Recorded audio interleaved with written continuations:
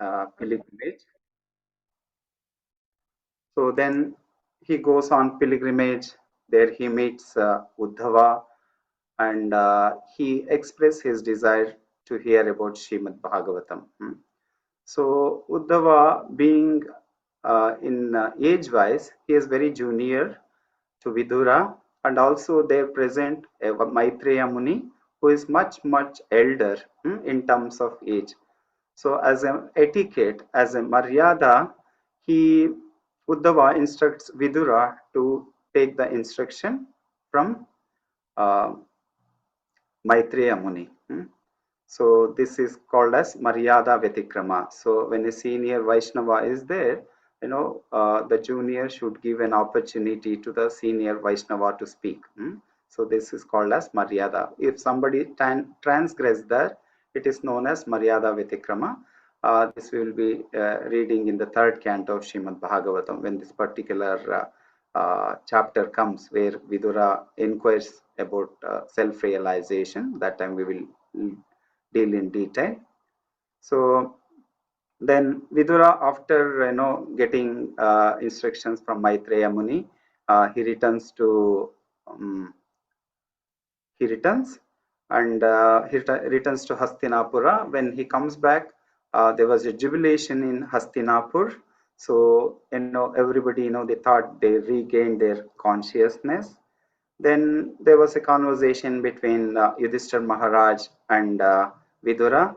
So Yudhishthira inquires about Vidura's travel, and he talks everything about Dwaraka and Dwaraka Vasis. And also Vidura relates everything about Dwaraka except the annihilation of the Yadu dynasty. So because the Yudhishthira Maharaj is so dear to Krishna and Yadu Vamsha, so he cannot bear that news of hearing.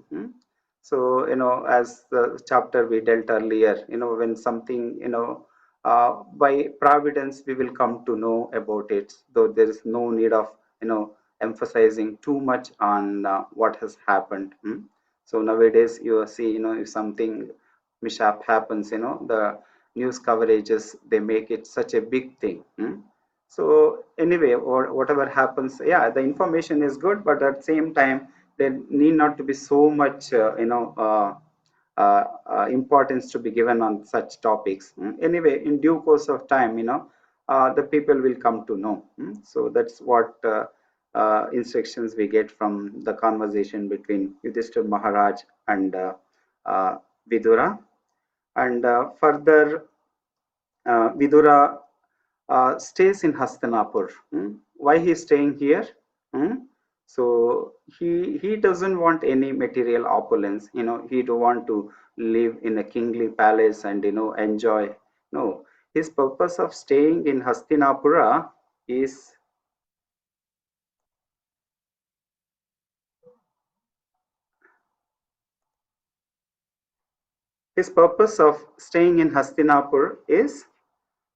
to give instruction to Dhritarashtra. As we know, Dhritarashtra is blind from the birth, and not only physically blind, he is also spiritually blind. So he was too much uh, attached, attached to his sons, headed by Duryodhana and Dushyasana. So he was blind to the science of self-realization. So Vidura comes here and he is staying here, just to give instructions to Dhritarashtra. And in fact, Vidura uses very heavy words. He chastises Dhritarashtra with heavy words. He says, "Get out of here. The fear has overtaken you." So as we grow old, this is a tendency. We become, the fear starts developing. One who is not Krishna consciousness. The same thing happened with Dhritarashtra, and Vidura is pointing out, get out of here. So fear has taken over you, and you have already become old. So the Lord Kala has approached all of us, and those who are not surrender. So I mean, for surrendered soul also it attacks, but the perception is different. Like there's a shloka in Srimad Bhagavatam which talks about Ayur Harati Vaipumsam Udyam Astam cha Yannasau Tasyarte Yatkshano Nita Uttama Shloka Vartaya, means Ayur Harati Vaipumsa. Ayur means lifespan, Harati means steals, Vaipumsa of those, Udyan Astancha Yannaso. Both by rising and setting, the sun decreases the lifespan of all living entities except those who have engaged in discussing the topics of Uttama Shloka, that is Krishna. So Kala will take everyone, but the perception is different. The devotees, they will welcome it, whereas non-devotees, they start developing fear because they don't know how many days they are going to live, and once they leave, what happens to their possession and where they will go. All these things fear will overcome. This what exactly happened with Dhritarashtra, and Vidura is highlighting all those aspects. Then he gives analogy. Vidura says, "See, your father has died, your relatives have died, even your own sons have died. That too, not one, two, all 100 of them in the battle. But why you want to still live? And not only that, so you are staying in Pandava's house, you treated them all your life as your enemies. You were never affectionate to them. You tried so many ways to kill them. And they just asked 5 villages, as a Kshatriya, they should rule the country. So their demand was just 5 villages, which you refused to give. Now you are staying in their home. And you know how Bhima is treating you? He is feeding you like a dog. Just sometimes you throw the food on the dog, right? Similarly, Bhima is feeding you. Why? What is the use of living such a degraded life? Just get out of here. So Vidura could offer to say all these words, because he was very close to Dhritarashtra, because he is a younger brother. Like Dhritarashtra's younger brother is Vidura, so he could offer to say all these words. And then finally, he also highlights, you have become a Kripana. And we also discussed about what is the difference between a Kripana. Kripana is the miserly one. The opposite of Kripana is what? Can anyone remember?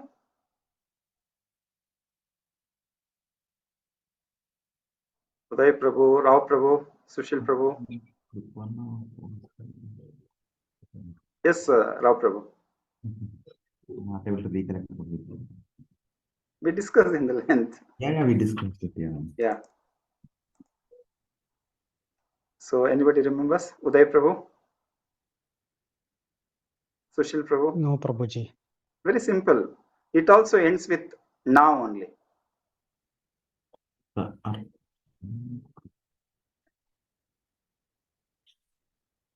So that is the in our Varnashrama Dharma, the first class. What is that?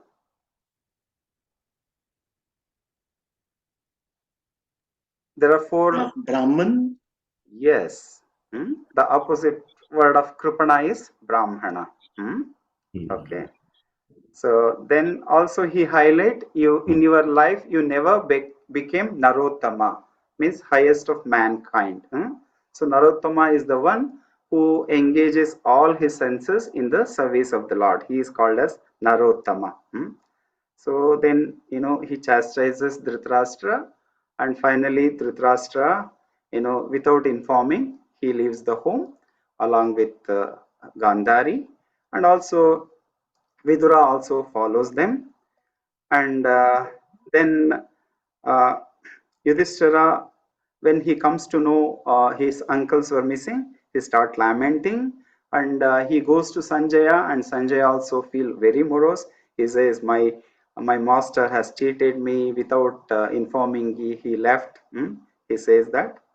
Then afterwards, Then in the last week, what we have seen is Narad Muni. Then both the Yudhishthir Maharaj and Sanjay, they're lamenting. There comes Narad Muni.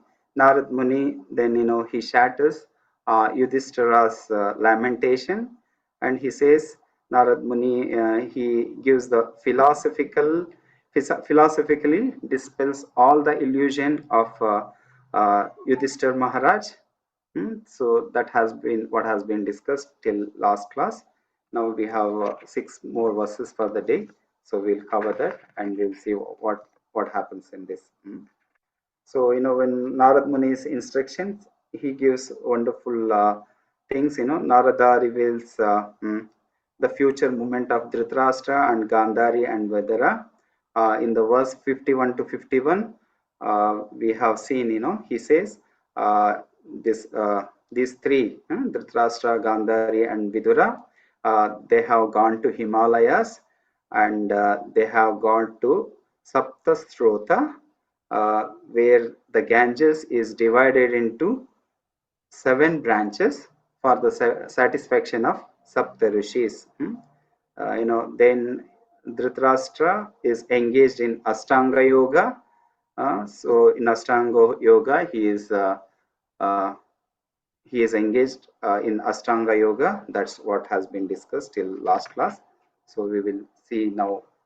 We'll read from verse number 54 today. Okay, I will. Somebody can share, or I'll share. No problem.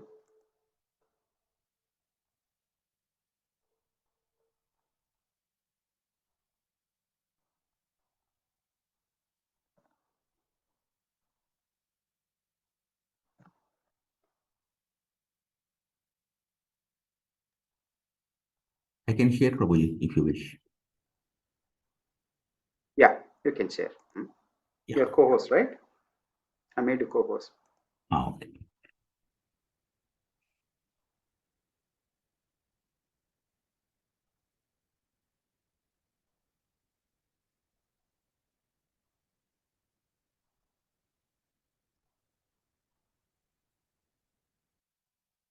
Yeah, Shloka 54.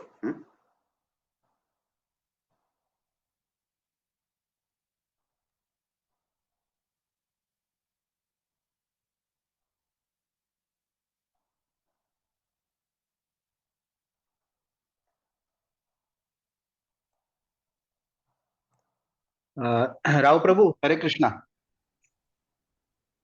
Yes, Prabhuji? Prabhu, one request. Whenever some other verse is being given as a reference, if you can open that verse also, then everybody will be able to see the verse and the translation also. Okay, sure. You just need to open a new tab and open that verse there in the other tab. Thank you. Okay. Yeah, verse number 54. Jitasano jitashvasaha pratyahृता sadindriyaha hari bhavanaya dvasta raja sattvo tamo malaha. Yeah, somebody can read translation and purport. Yes, Prabhu. I will read Prabhu. Yeah. Okay, I'll read Prabhu. Translation. One who has controlled the sitting postures, the yogic asanas, and the breathing process can turn the senses towards the absolute personality of Godhead, and thus become immune to the contamination of the modes of material nature, namely mundane, goodness, passion, and ignorance. Purport.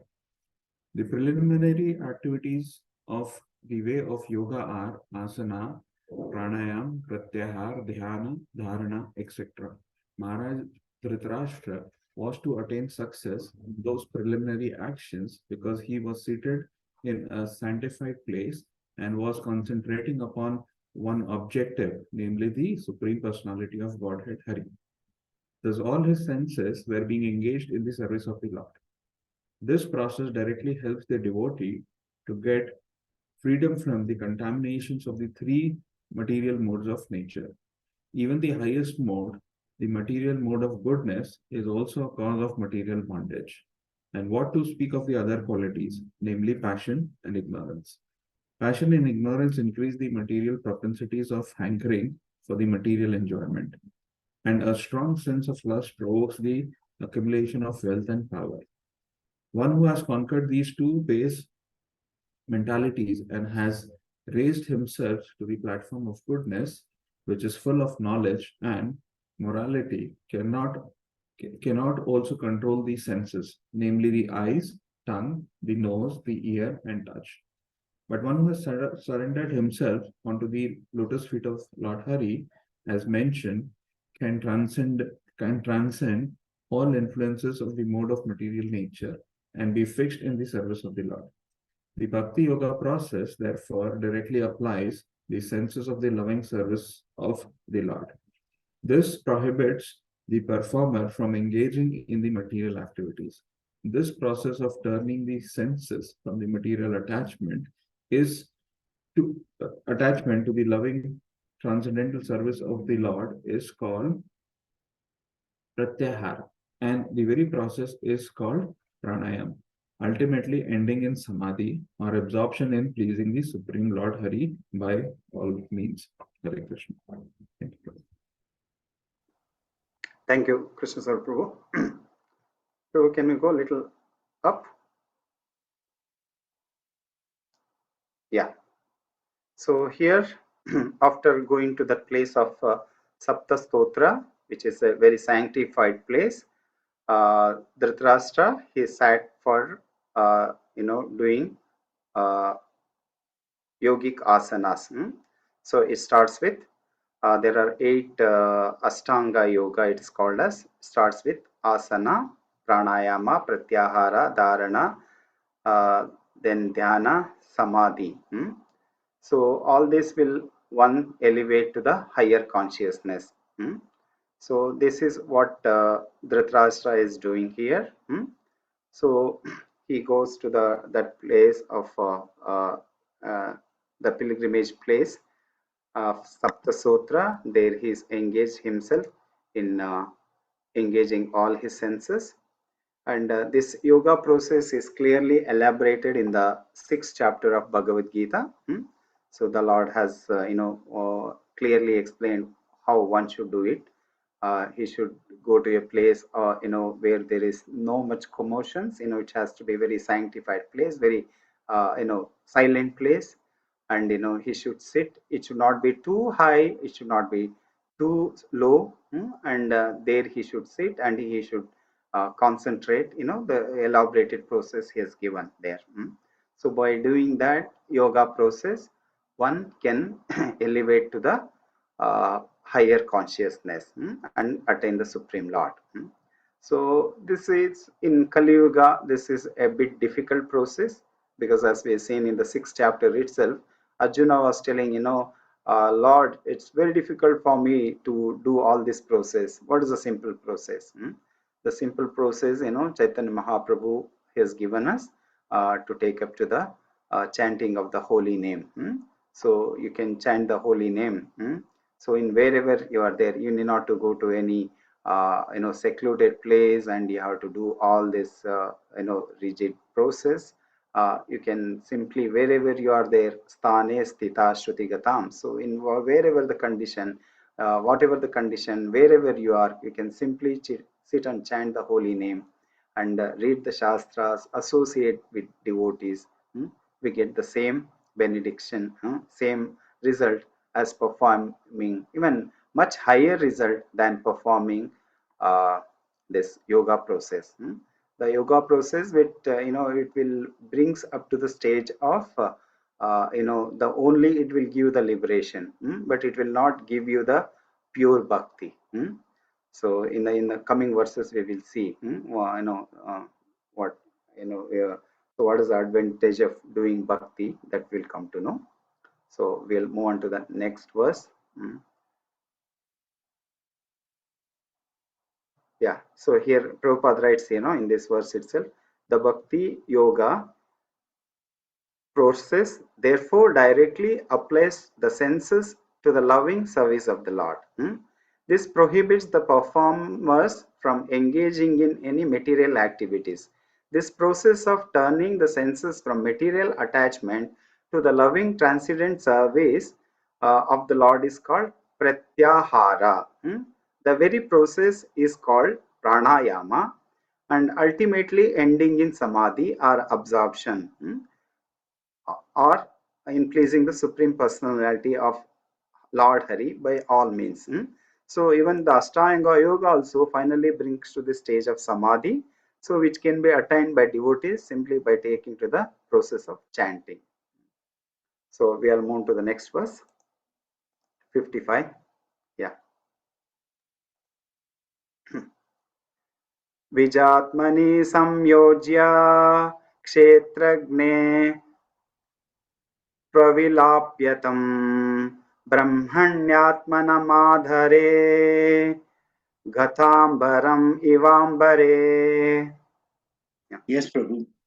Dhritarashtra will have to amalgamate his pure identity with intelligence and then merge into the Supreme Being with knowledge of his qualitative oneness as a living entity and with the Supreme Brahman.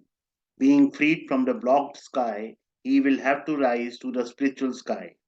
The living being, by his desiring to lord it over the material world and declining to cooperate with the Supreme Lord, contacts the sum total of the material world, namely the Mahatattva. And from the Mahatattva, his false identity with the material world, intelligence, mind, and senses is developed.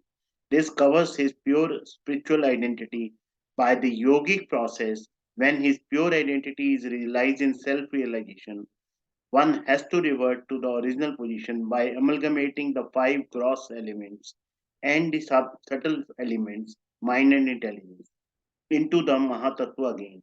Thus, getting freed from the clutches of the Mahatattva, he has to merge in the existence of the Supersoul, in the existence of the Supersoul. In other words, he has to realize that qualitatively, he is non different from the supersoul, but thus he transcends the material sky by his pure identical intelligence and thus becomes engaged in the transcendental loving service of the Lord. This is the highest perfectional development of spiritual identity, which was attained by the trust, by the grace of Vidur and the Lord. The Lord mercy was bestowed upon him by his personal contact with Vidur, and when he was actually practicing the instructions of Vidur, the Lord helped him to attain the highest perfectional state. A pure devotee of the Lord does not live on any planet of the material sky, nor does he feel any contact with material elements. His so called material body does not exist, being surcharged with the spiritual current of the Lord's identical interest, and thus he is permanently freed from all contaminations of the sum total of the Mahatattva. He is always in the spiritual sky when he attains by being transcendental in the sevenfold material coverings of the by the effect of his devotional service. The conditional souls are within the coverings, whereas the liberated soul is far beyond the cover. Hare Krishna. Yeah, thank you, Prabhu. So here now Dhritarashtra is amalgamating his pure identity with the intelligence, and then he is trying to merge into the Supreme Being with the knowledge of his qualitative oneness as living entity with the Supreme Brahman.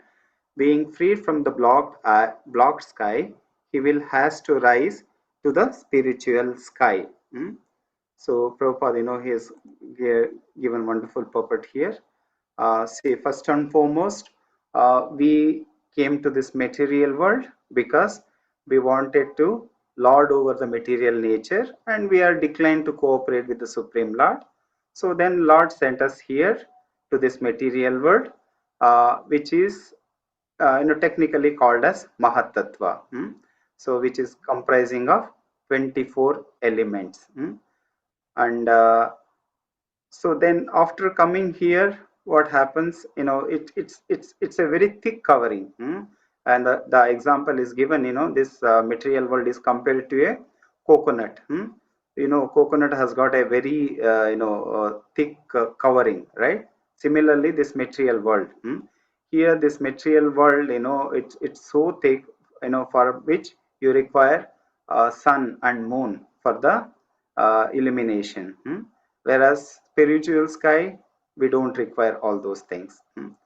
So how it is very difficult to get out of this material covering. It's stated that it is having seven thick covering. So what are the seven thick covering? The first is earth, the panchabhutas, earth, fire, water, ether, and bhumir apo analo vayuhu come, then followed by mind and false intelligence. These are the seven coverings. Each covering is 10 times bigger than the other. For example, you see the covering of earth is say 1 centimeter.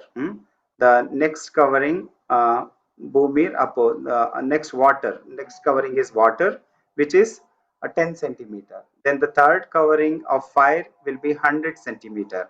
So each covering layer will be 10 times bigger than the other. So it is so thick. So the one, those who are in yogic process, they have to struggle very hard to come out of uh, this covering of Mahat Tattva. But for a devotees, it is made possible simply by engaging uh, in the devotional service of starting with Shravanam Kirtanam Vishnu. By the process of chanting and hearing, one can easily cross over this. So I will share this. Maybe at the end of the class, I will share this Goloka chart where we can see this how this thick coverings are there. So again, this further, this will be elaboratedly explained, about this Mahatattva in the third canto. When we go there, we'll have a deep look into that. So for now, just we can understand this seven Mahatattva is the uh, 20. It's made up of 24 elements, and it's a very thick covering. So one has to get out of this. That can be easily attained, by the process of chanting and hearing. And when we do this, we directly get connection with the Supreme Lord.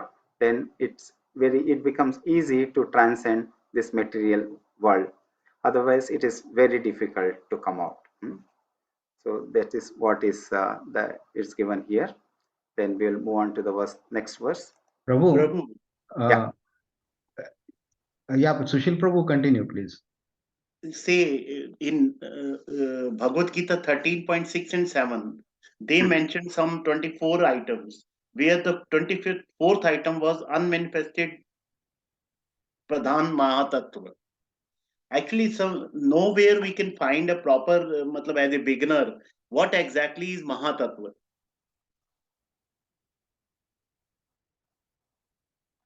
So according to your understanding, what is Mahatattva? Okay, Mahatattva is a combination of 24 elements. So what are those 24 elements? No, those are, I can say, Prabhu, earth, water, fire, air, and ether. That is the Panch Mahabhut. Then the Yeah. knowledge senses, that is eyes, nose, ears, skin, and tongue. Then the working senses, voice, legs, hands, anus, and genitals. Then the Okay. objects of the senses, that is the form, smell, sound, touch, and uh, one thing Yeah. more. And then the three mind, intelligence, and false ego. This becomes 23. And then the 24th is the Pradhan, Hmm. which is also named as Mahatattva. If you say it is in third chapter, third canto, which verse is there? I can just try to again make an endeavor to understand this. Okay, I'll share that. End of the class, I will share it. Okay. Okay, so your understanding is correct. Like five panchabhutas, then five knowledge acquiring senses, then five senses. So that becomes 10 plus 10, 15. Then another five is Objects of knowledge senses. object of senses, which is 20. Then you said another three is Mind, mind, intelligence, and yeah, intelligence and false ego. Then the 24th item is the time. There Okay. in that verse, it is mentioned as Pradhan. Yeah. Okay, that I'll clarify. After the class, we'll see that, Prabhu. Hmm? Because Prabhu, unless as a beginner one, I don't know my other colleagues, unless you understand this word is used in various verses, and unless you are clear what exactly is Mahatattva. Okay. Hmm? It is actually the three material modes of nature. उसका unmanifested कुछ है, लेकिन अभी समझ में नहीं आता है कि वो कैन मतलब हम सोच के चलते हैं कि ये एक कोई चीज है जो महातत्व है. So, Yeah, so correct. Jagan Prabhu, Yeah. I also have a slide once you finish. After that, I'll also share one slide, okay, that I have. Okay. So I think that would be clear, okay? We'll do that. Prabhu, once, then if at you the can end. just send it on the WhatsApp, then it will be easier for us to. Menos, Prabhu, now only you share it. Yeah. Otherwise, Krishna Yeah. Sir, Prabhu. You Okay. share it. We will clear Yeah, now. I'll only. do that. I'll do it. One second. So can someone, this will stop sharing for the others? Yes, I would. Yeah. Let me know if you are seeing my screen.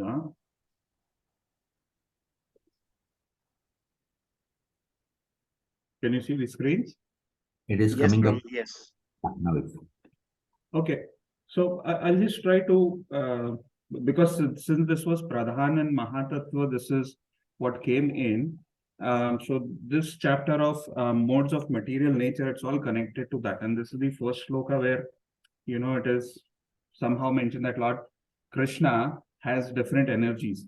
And from that one energy, the energy what Jagan Prabhu said is Kala. Now here what happens is you have Mahavishnu who is actually glancing over the Pradhan. So Lord Krishna expands into time factor, which is Kala, and he also expands into Mahamaya, which is the material world, right? Now, Mahavishnu, who's there, he glances over Pradhan.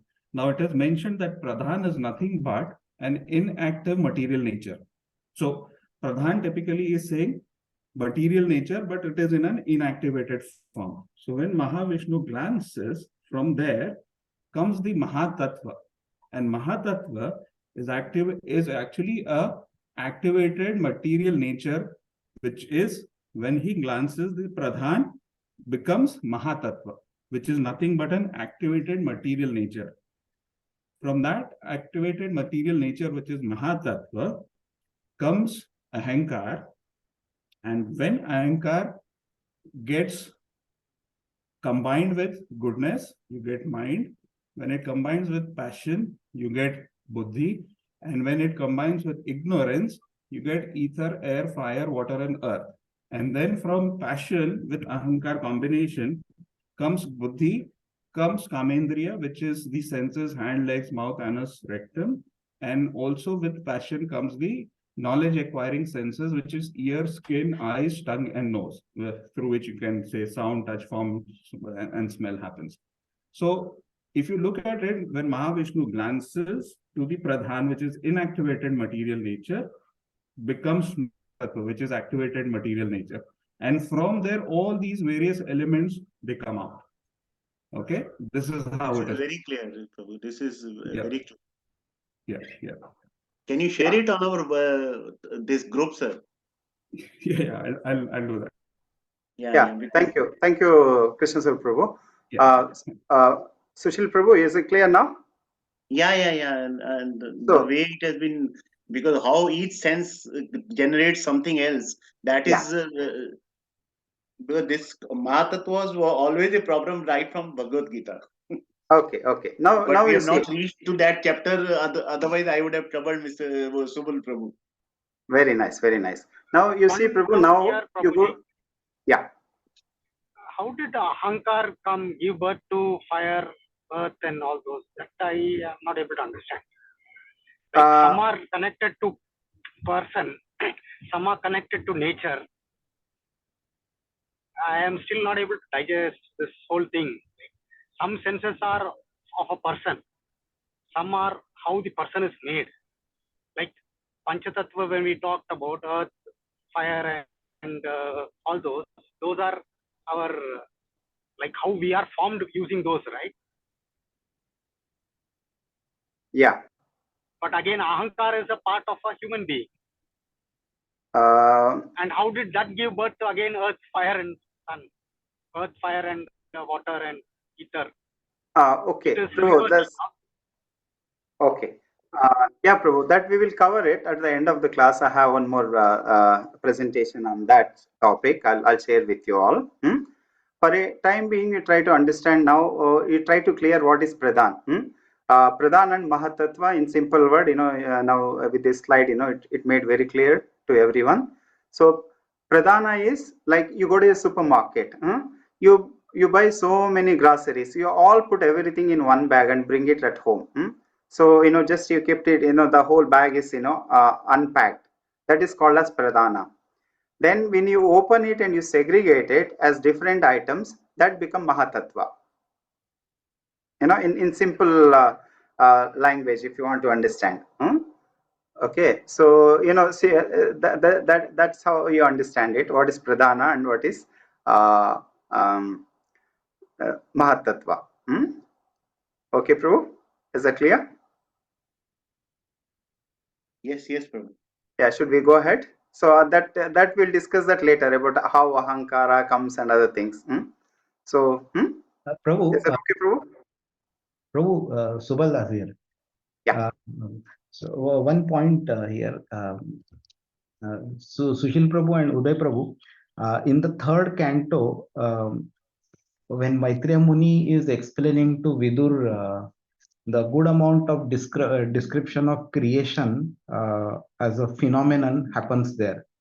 Further, in the fifth canto also this description happens.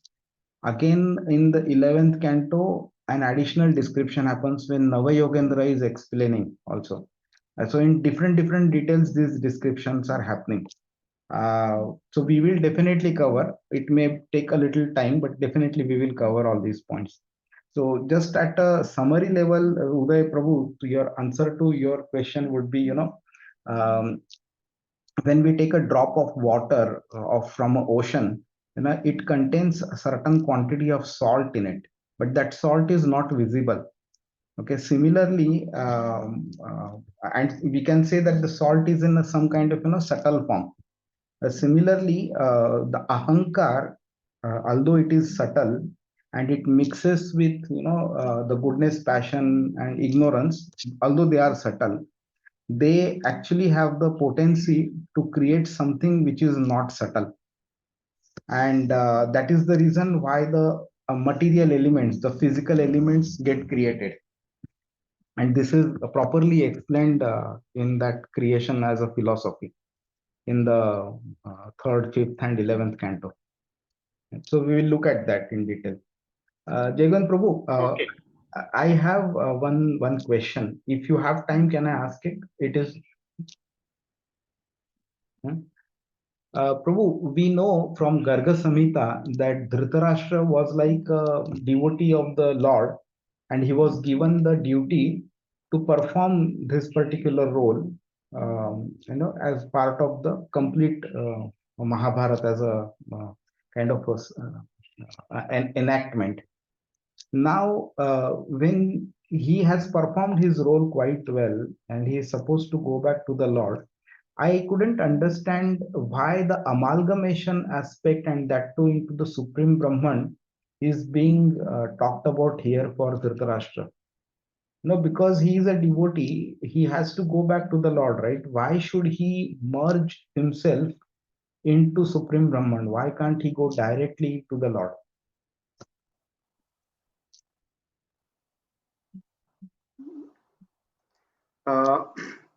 So in the next works, Prabhu, it will come actually, of course, not about that particular thing, because, here in Srimad Bhagavatam, he considers he is not become a pure devotee. Okay, so that was the lamentation of even Vidura also, he laments, we will see in the next verse. I could not able to make him a pure devotee. So unless one established a pure devotional service, maybe he's performing the role, but he has become more addicted to that post, probably. Anyway, just I'm speculating. I don't want to say much about it, Prabhu. Yeah, let's ask Jayadvait Maharaj. He's in town tomorrow. Maybe we'll ask him. Okay, Prabhu. Yeah. Okay. Okay. We'll move next further. Yeah.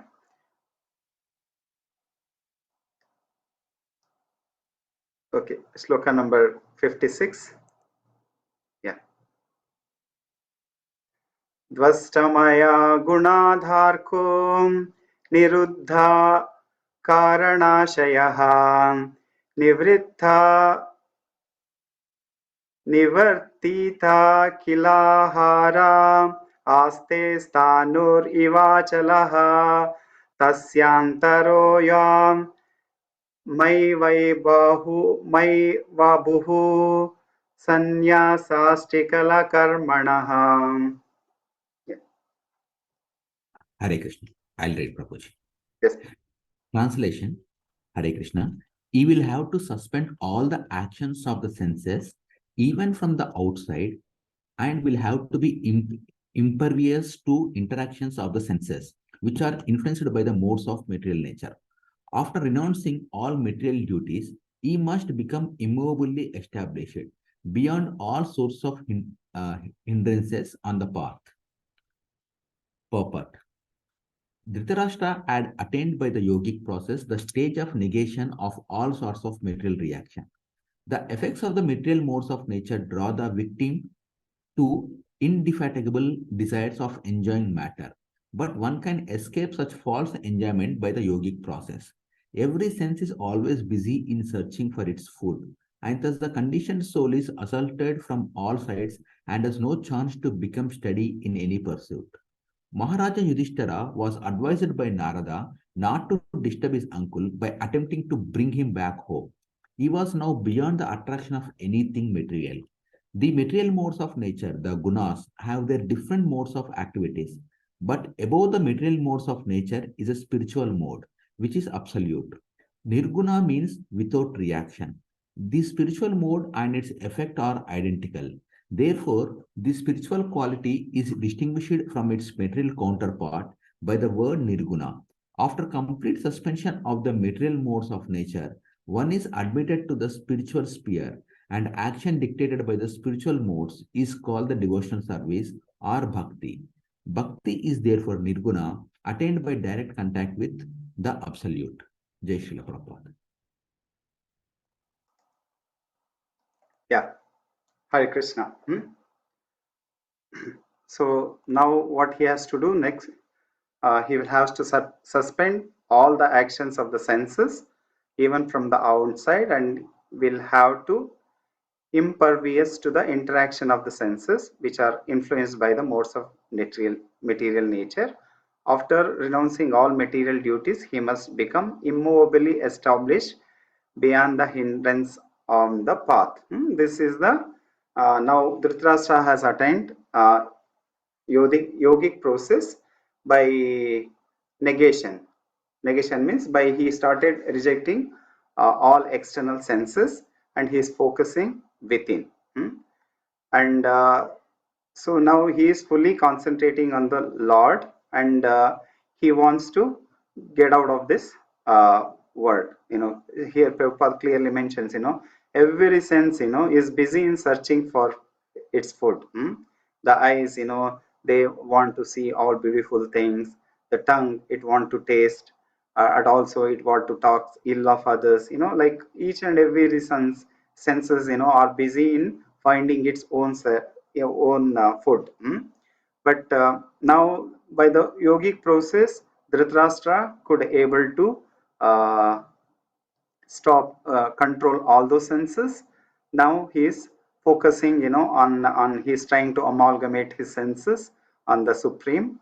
So he wants to go back. So then also Narad Muni is cautioning Yudhishthir Maharaj not to go and bring him back. So because he will he even if he comes here, he doesn't like all these places. He has changed his attitude, he has changed his consciousness. So that's what he's telling. And also here Prabhupada gives what nirguna means. Nirguna means without reaction. So people will have a different understanding of nirguna. Nirguna means they will conclude as formless, and there is no guna from him. No guna means the gunas are there, but its reactions are not there. That is what's understanding. So therefore, nirguna is attained by the direct process of bhakti. The devotional service, the easiest way of acquiring nirguna.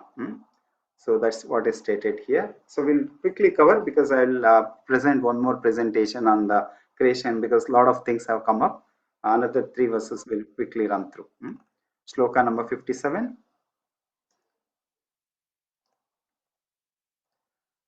Okay.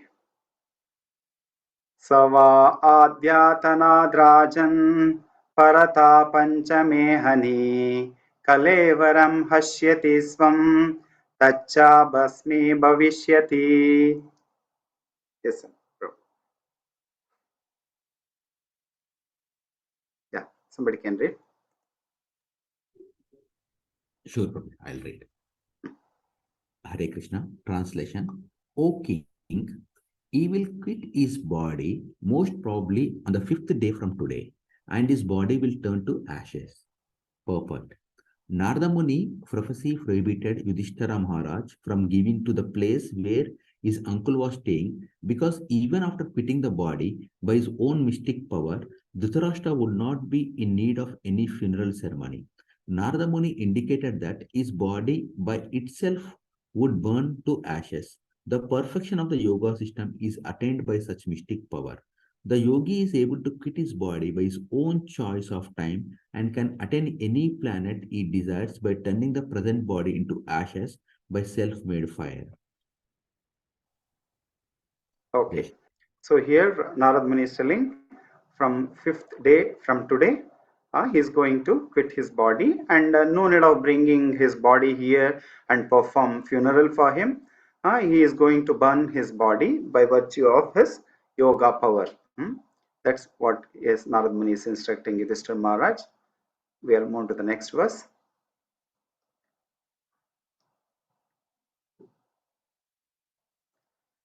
दह्यमाने अग्निभिर्देहे प्रत्युपत्नी सहोतजे बहिः स्थिता पतिं साध्वी तम् अग्निम् अनुवेक्ष्यति. Yes, Prabhu. While outside observing her husband, who will burn in the fire of mystic power, along with the thatched cottage, his chaste wife will enter the fire with rapt attention. Gandhari was an ideal chaste lady, a life companion of her husband, and therefore, when she saw her husband burning in the fire of mystic yoga, along with the cottage of leaves, she despaired. She left home after losing her 100 sons, and in the forest she saw that her most beloved husband was also burning. Now she actually felt alone, and therefore she entered the fire of her husband and followed her husband to death. The entering of a chaste lady into the fire of her dead husband is called a sati rite, and the action is considered to be the most perfect for a woman. In a later age, this sati rite became an obnoxious criminal affair because the ceremony was forced upon even an unwilling woman. In the fallen age, it is not possible for any lady to follow the sati rite as chastely as is was done by Gandhari and others in the past ages. A chaste wife is like Gandhari would feel the separation of her husband to be more burning than actual fire. Such a lady can observe the sati rite voluntarily, and there is no criminal force by anyone. When the rite becomes a formality only and a force was applied upon a lady to follow the principle, actually it became criminal, and therefore the ceremony was to be stopped by the state law. This prophecy of Narad Muni to Maharaj Yudhishthir forbade him to go to his widowed aunt. Hare Krishna. Okay, thank you, Prabhu. So here now, Gandhari is following her husband. So when she saw her 100 children dying, and now she is also seeing his husband is also quitting his body. then she also, put a fire, and she will also take to the sati, which is technically called as sati. So, but later on, this has become, the society, there was a lot of different,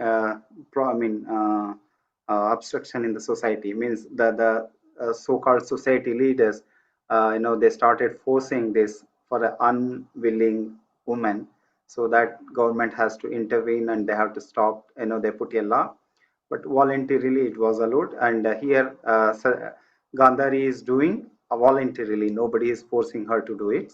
So this is allowed in the Shastras. So that's what is this verse. We'll move to the next verse. Vidurastu tad ascharya naishamya kuru nandana harsha shoka yutas tasmad ganta tirtha nishevakaha. Okay, I'll read, Prabhu. Yeah. Translation. Vidura, being affected with delight and grief, will then leave that place of scared pilgrimage. Purport. Vidura was astonished to see the marvelous departure of his brother Dhritarashtra as a liberated yogi, for in his past life he was very much attached to the materialism. Of course, it was only due to Vidura that his brother attained the desirable goal of life. Vidura was therefore glad to learn about it, but he was sorry that he could not make his brother turn into a pure devotee. This was not done by Vidura because of Dhritarashtra's being inimical to the Pandavas, who were all devotees of the Lord. An offense at the feet of a Vaishnava is more dangerous than an offense at the lotus feet of the Lord. Vidura was certainly very liberal to bestow mercy upon his brother, whose past life was very materialistic. But ultimately, the result of such mercy certainly dependent on the will of the Supreme Lord in the present life. Therefore, Dhritarashtra attained liberation only, and after many such liberated states of life, one can attain the stage of devotional service. Vidura was certainly very mortified by the death of his brother and sister-in-law, and the only remedy to mitigate such lamentation was to go out to pilgrimage. Thus, Maharaj Yudhishthira had no chance to call back Vidura, his surviving uncle. Hare Krishna. Yeah, thank you, Sir Prabhu. Yeah, so Narad Muni was, worried. This Yudhishthira Maharaj will go and bring Vidura also back. So that's the reason he is telling, don't do that. Vidura will also go to the pilgrimage. And here, Prabhupada clears, Subal Prabhu's doubt, So he because of his materialistic past life, he could not become a pure devotee. So then again, Vidura is lamenting, I could not able to make my brother a pure devotee. So anyway, nonetheless, he's gone. He's left his body. He's attained a yogic liberation, which is one way is good, and at the same time he was sorrow because he lost his brother and sister-in-law. So in order to mitigate his sorrow, he is planning out to go to pilgrimage. So we will move to the last sloka of the day, of this chapter also. Iti yukta turat swargam narada sahatam buruhu yudhishtharo vachastasya hrude kritva jahachuaha. Yeah. Hare Krishna. Yeah. Yes, madam. Go ahead.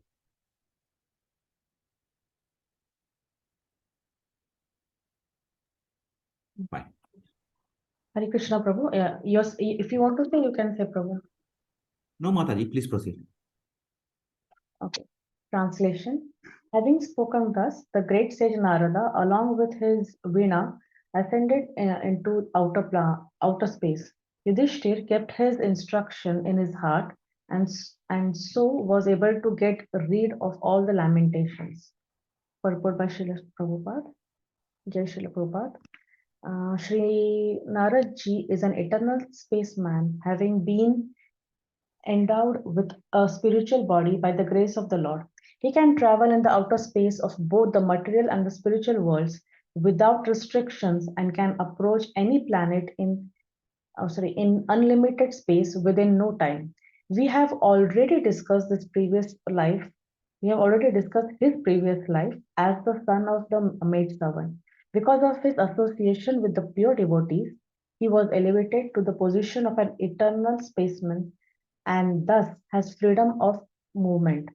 One should therefore try to follow in the footsteps of Narad Muni and not make a futile effort to reach other planets by mechanical means. Maharaj Yudhishthir was a pious king, and therefore he could see Narad Muni occasionally. Anyone who desires to see Narad Muni must first be pious and follow in the footsteps of Narad Muni. Thus ends the Bhakti Vedanta purport of the first canto, 13th chapter of the Srimad Bhagavatam, entitled Dhritarashtra Quits Home. Hare Krishna. Thank you, Mataji. So now Narad Muni is reporting after giving instruction to Yudhishthir Maharaj. So Narad Muni chapter we have clearly saw in the 7th chapter we have seen. Narad Muni, he can go wherever he wants. He doesn't need any visa, passport, right? He can travel. So Prabhupada, see the mood of Prabhupada here, he will take all the opportunity to chastise our modern scientist. He says, one, so Prabhupada writes here, where is, yeah. So we should not make futile effort to reach other planets by means of any mechanical means. So our scientist is trying to go to the other planets and other things. So Prabhupada, that is his mood actually. Every opportunity he takes. Whereas Narad Muni, he doesn't need any of that sort. He can go with his own body wherever he wants. He can enter. There is no restriction for him. And also it's stated that wherever the Harinam is performed, there Narad Muni is present. So even like our acharyas, they felt it. Even sometimes Srila Prabhupada also would see, when they were organizing big pandal programs, they would make some special arrangements from for Narad Muni, and so and so like acharyas have seen them, if you have a vision to see them, they will present. Also it is, we believe that wherever the kirtan happens, the Lord personally present there along with Narad Muni and all exalted devotees. So thus this chapter concludes.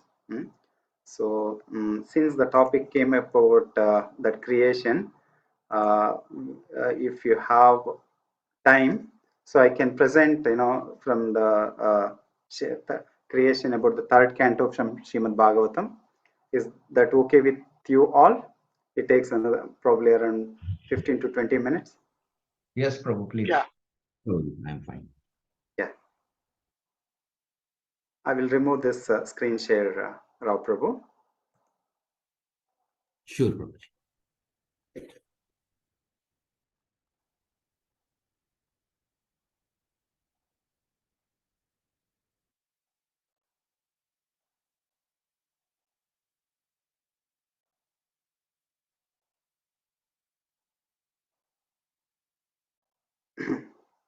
Okay. You can see the screen. Yes, Prabhu.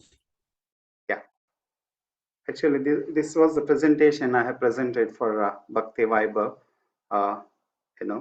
So this is Srimad Bhagavatam, Canto 3, Chapter 26, entitled Fundamental Principles of Material Nature.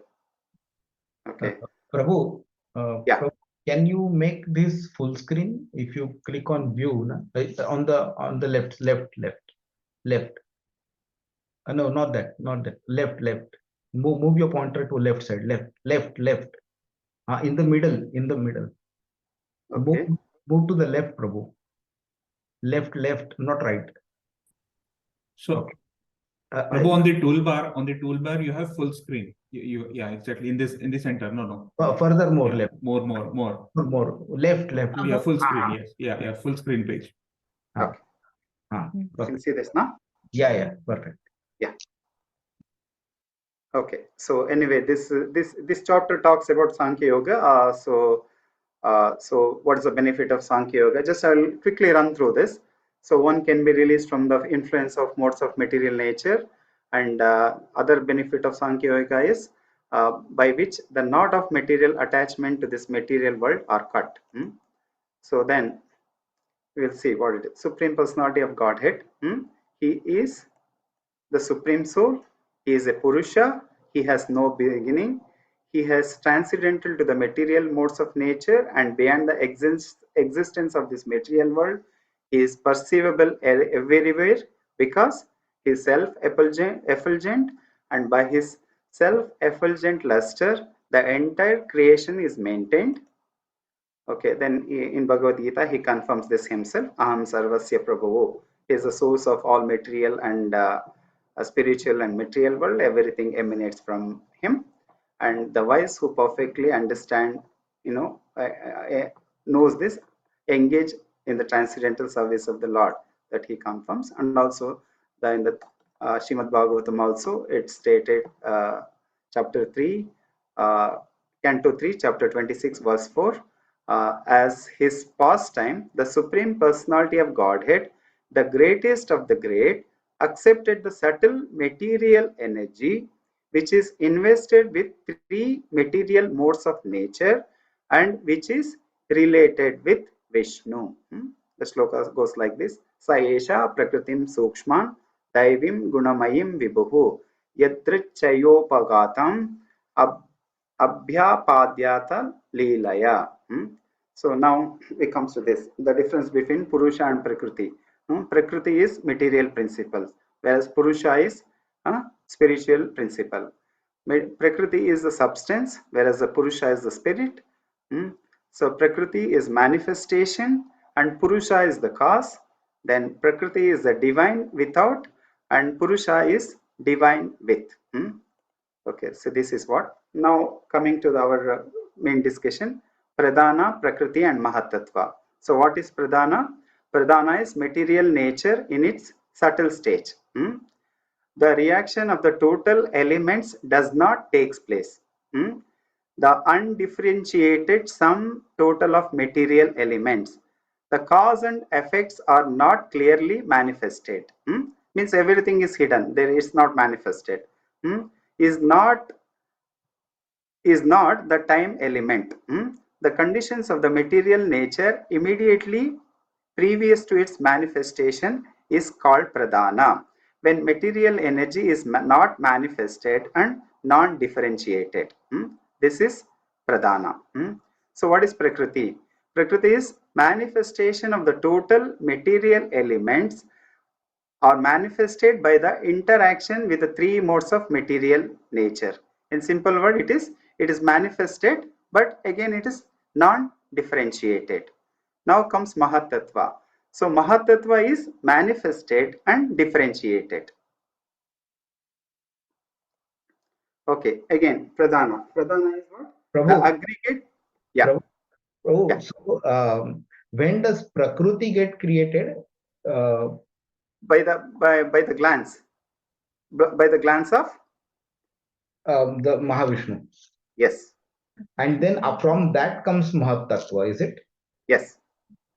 Okay. Thank you. Okay. So this is Pradhana. Can somebody read quickly?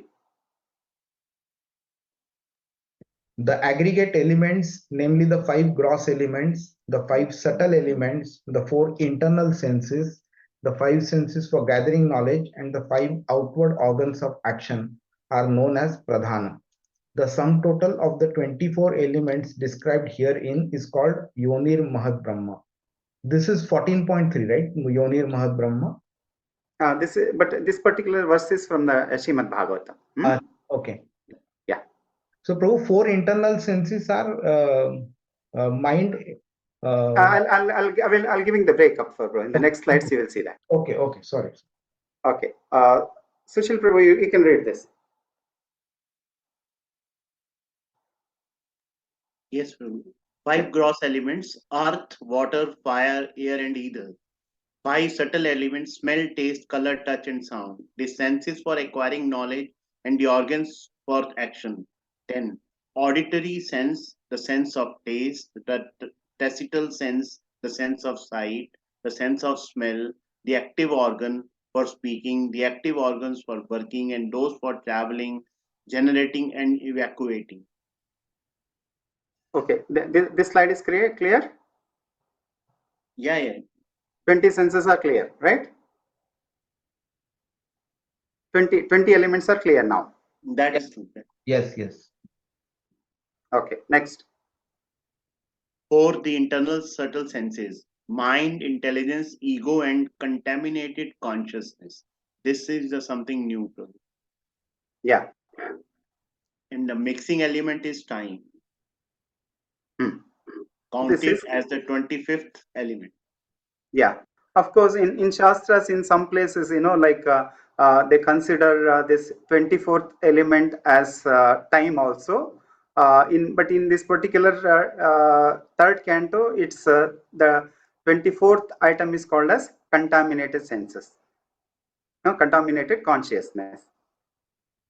Okay, the 25th element is time. Now hope it's clear, Pradhana, Prakriti and Mahatattva is clear to everyone. Is it clear, Prabhu?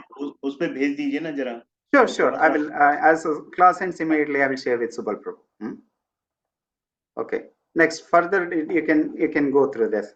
Prabhu, Yeah. So Pradhan always exists, correct? Yeah. Pradhan is never destroyed. Yes. Means like simple. Yeah. Go ahead. That means Prakriti and Mahatattva get created and get destroyed also, but Pradhan remains as it is. Yeah. Okay. Fine. Yeah. So simple example, Prabhu, like like Dhanisha Mataji, every day she cooks. Okay. So at the end of the night, what she do? She clear up the whole kitchen. She puts back everything into the fridge. So that is one simple annihilation. So means everything goes back at the end of this thing. Again, next day she opens it and she brings one thing up. Yeah. In simple way to understand. Correct.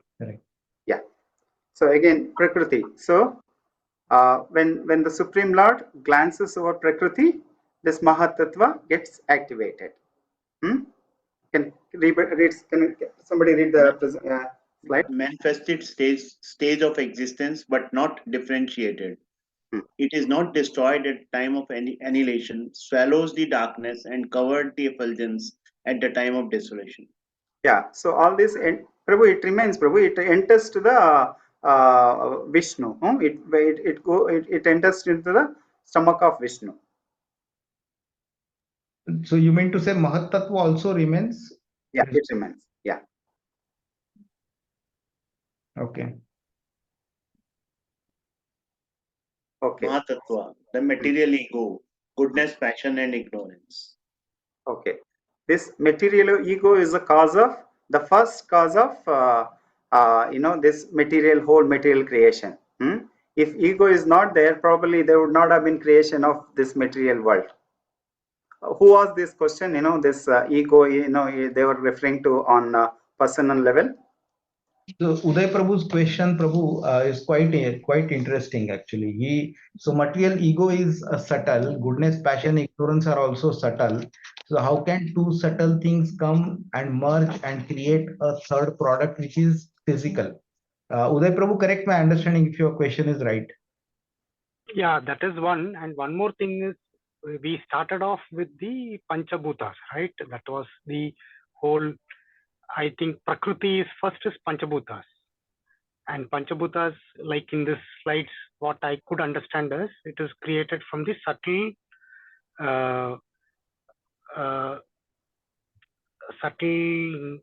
Element. elements. So that subtle elements did not include anything ahankar or anything. So that created the Prakriti. Then after Prakriti, then as a part of Prakriti is a human being, right? Then again, we talked about ahankar being a part of the human being, creating again the Pancha Mahabhuta. Uday Prabhu, we'll park your question here. So Yeah. maybe after the end of this presentation, we will probably it might get clear. Your doubts will get clear. Or if you have anything else, then we'll take that. We'll address that. Yeah. No, only it is my confusion. It could be that the Yeah. documents Now and all these you are very carefully. clear. Yeah. Carefully see this presentation. Okay. See this Mahatattva, again it manifests into first is material ego. The first element created is material ego. So then from there, when material ego, again there are three types of material ego. One is ego in goodness, ego in passion, and ego in ignorance. What it produces, we'll see now. Okay, so anyway, this is okay. So in goodness, what happens? Can somebody read this? Goodness, mind whose thoughts and reflections give rise to desire. Okay. Then from passion? Passion, the functions of intelligence are doubt, misapprehension, correct apprehension, memory, and sleep. Okay. This is the ego when it in passion. Then again. Jnanendriyas, the senses for acquiring knowledge depend on intelligence. Passion, karmendriya, sense of action depend on vital energy. Yeah. So then ego with ignorance?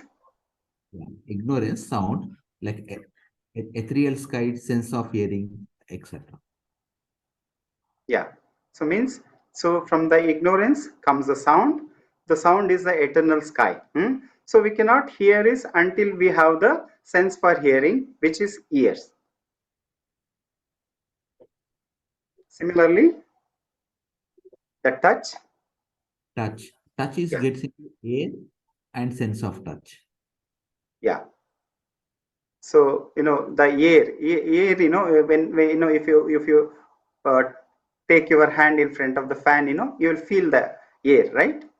So for that you need again organ for sense of touch. Next.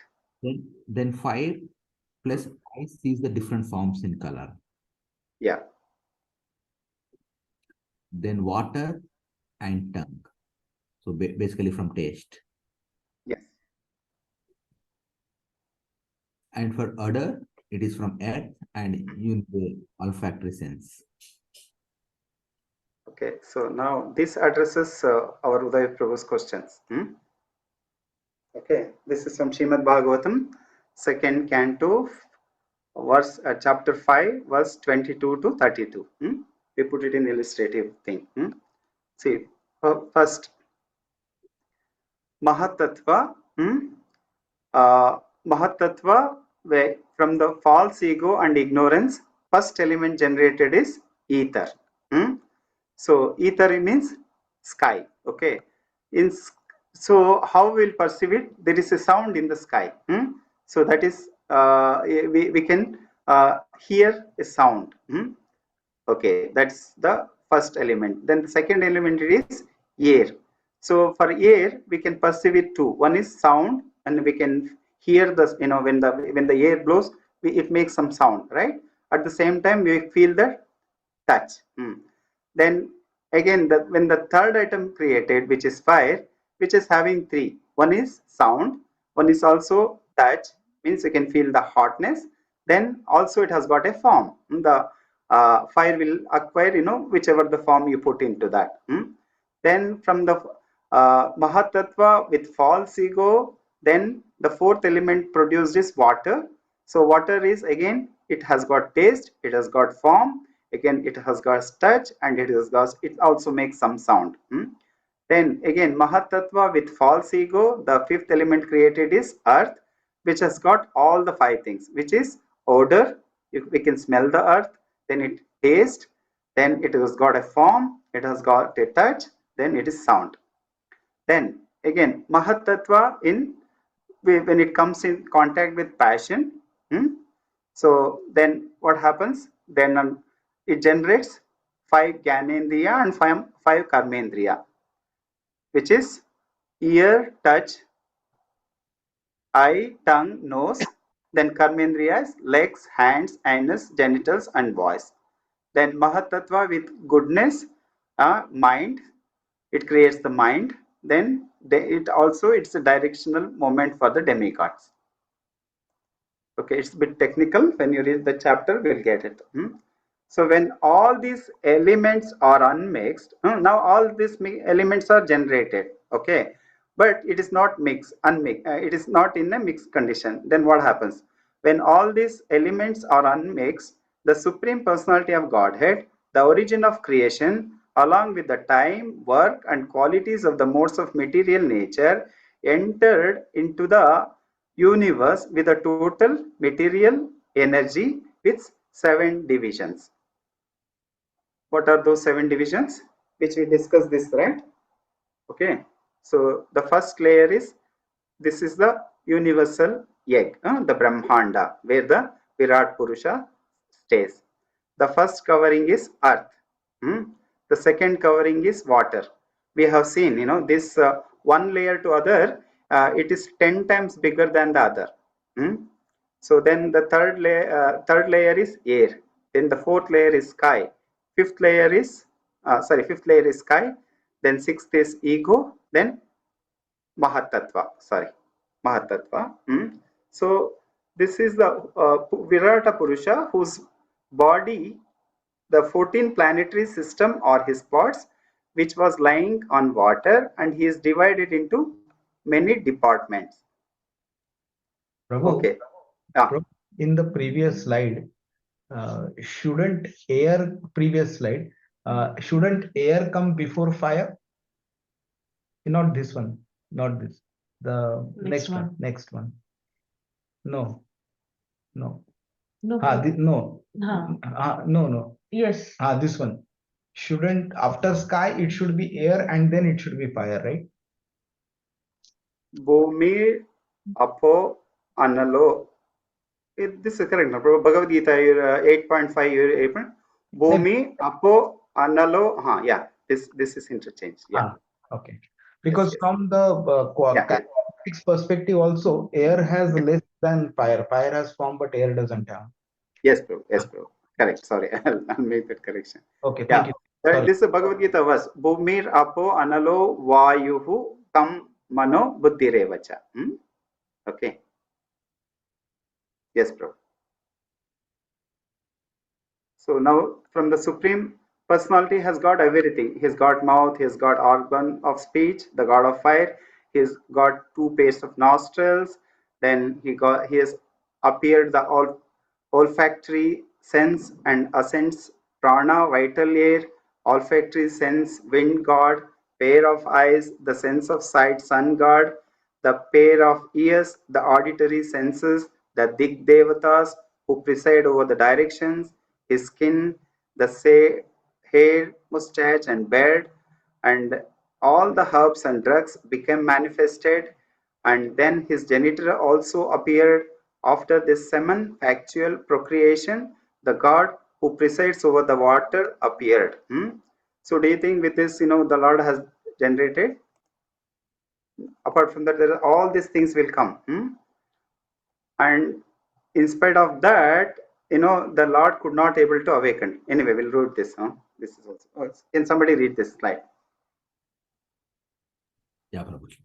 Anus, and then the organs of defecation, god of death, who is feared throughout the universe. 2 hands, power of grasping and dropping things. Lord Indra appeared. Legs, Lord Vishnu appeared. The veins, red corpuscles or blood, rivers, the deities presiding over the veins. Abdomen, feelings of hunger and thirst, the oceans.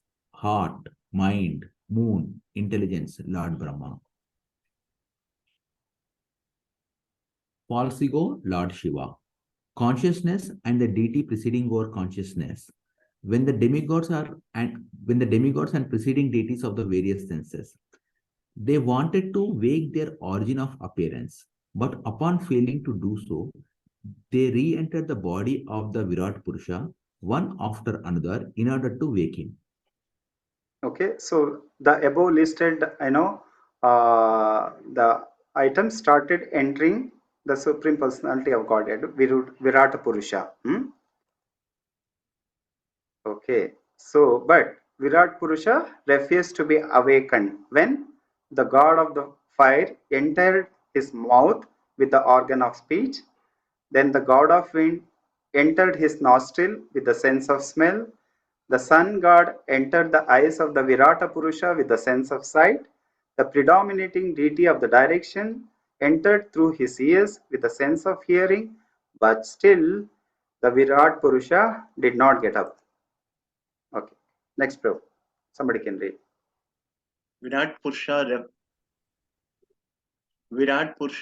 refused to be awakened when the predominating deities of the skin, herbs, and seasoning plants entered the skin of the Virat Purusha with the hair of the body. The god predominating over water entered his organ of generation with the faculty of procreation.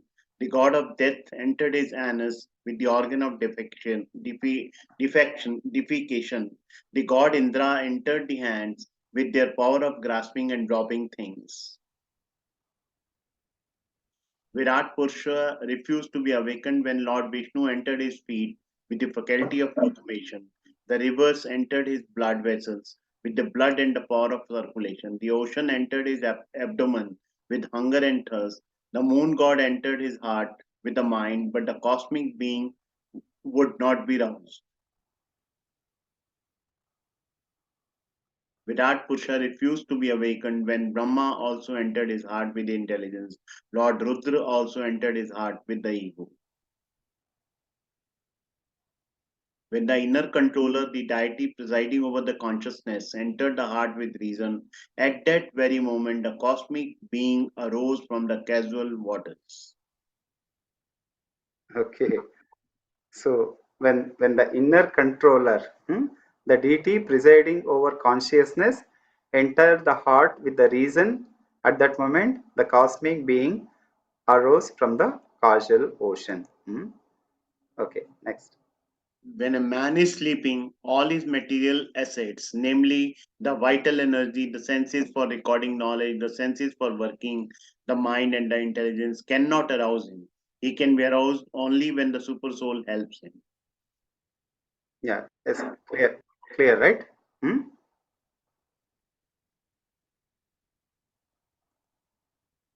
Okay. Therefore, through devotion, detachment, and advancement in the spiritual knowledge acquired through concentrated devotional service, one should contemplate that super soul as present in the very body, although simultaneously apart from it. Okay, so this is the presentation, of course. But Prabhu, a lot of this is, I think, given in 3.6 also. Yes. Third Canto 6 chapter also. Yes, bro. Okay. But you have to send it so that we can read it again one number of times so that to understand this. Absolutely, bro. I will share right away with the Sugal Prabhu after the class. Sorry, we have taken extra time. Prabhu, Yes. if not now, maybe next time, Uday Prabhu's question, I think still needs a little more explanation. I think I could understand a little bit. Yeah. In the sense that when we are talking of the Panchamahabhutas, in this case, the creation is actually the human body. No, not actually, Uday Prabhu. Because which told about the whole in the slide which actually had the chart, right, which created each of those organs, which are representing the Panchamahabhutas. Is that just a representation and not the real Panchamahabhutas? The Purusha we referred here is the Virat Purusha, Prabhu, not the human being. Not the, because Okay. Yeah, we will take that your question, Prabhu, maybe next class. Okay. So now I will share this and go through this, and the human beings and all creations will be created later, Prabhu. This is the first creations what we are talking about. What is being discussed now? It's called as Sarga. But in the first creation, why again we are talking of all the senses, Prabhuji? No, because the main reason why the creation is happened because of the false ego. From false ego, it started generating another all other senses. So But all those senses are a part of a human being only. No, or because not a human being, or on a. Yeah, but Uday, from a quantity perspective, it is just a fraction of what we get. And what we get is actually also coming from the kind of, the big reservoir of senses. If you look at it, if you personify those senses, then you have a kind of a big reservoir. From that, you get a fraction of it. And that's how we are able to function. So if we say our senses are not complete, if we compare with somebody like an animal, the dog can hear far more things than what we can hear. The taste also is far better in terms of animals, in terms of smell also, than human beings. So what we have is just a fraction.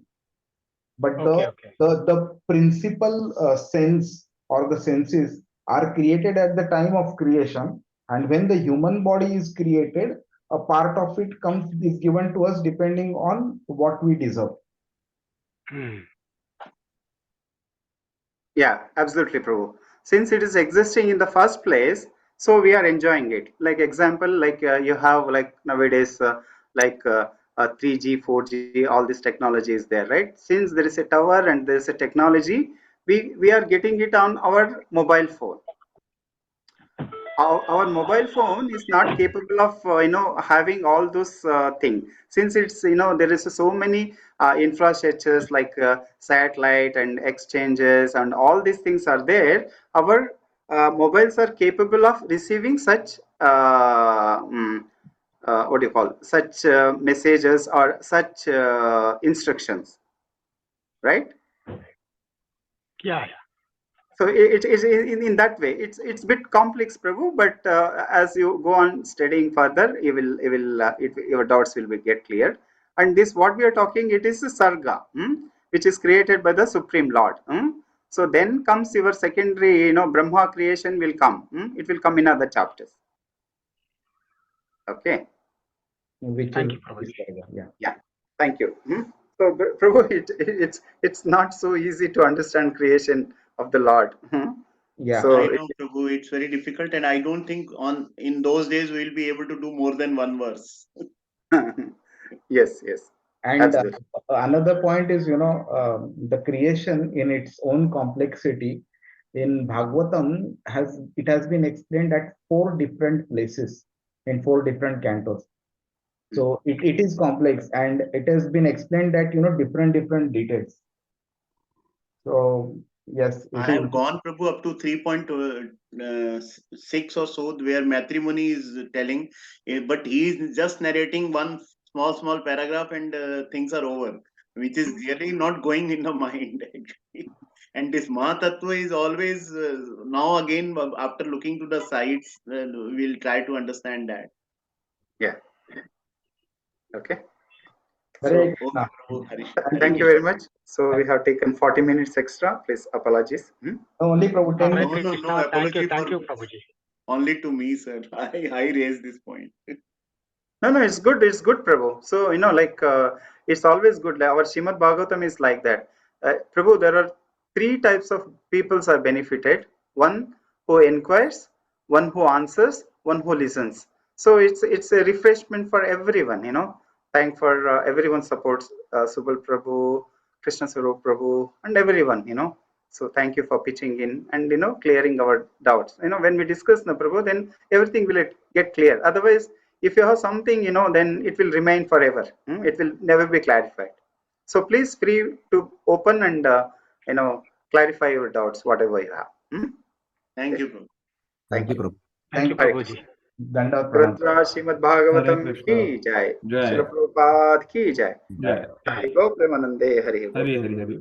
Yeah, Swarup Prabhu, Krishna Swarup Prabhu, you can also share, and I Yeah, will yeah. also share. So, Yeah, so let I'll do it that. become comprehensive for Okay. everyone. Yeah. Thank you. Thank Hare you so